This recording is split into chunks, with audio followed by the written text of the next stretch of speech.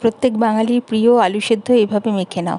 একটু সর্ষের তেল গরম করো কড়াইতে, তার মধ্যে পেঁয়াজ, কাঁচা লঙ্কা চিড়ে আর আদা রসুন থেঁতো করে ভেজে নেবে।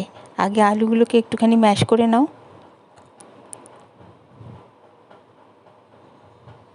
তারপর গরম তেলে পেঁয়াজটা ছেড়ে দাও। পেঁয়াজটা খুব লাল লাল করে সুন্দর করে ভাজতে হবে। কাঁচা লঙ্কাটাও সঙ্গে সঙ্গে দিয়ে দিলাম। পেঁয়াজটা কাঁচা থাকলে চলবে না, একটু ক্রিস্পি হয়ে যাবে একটু লাল করে ভাজলে। বেশ লাল হয়ে গেছে। এর সঙ্গে আদা রসুন থেঁতেও ভেজে নিয়েছি আমি একসঙ্গে দিয়ে।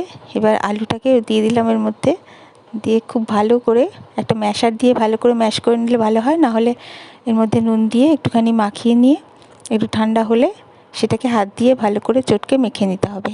এটা গরম ভাত দিয়ে খেতে যা লাগে না, একবার বানিয়ে দেখো।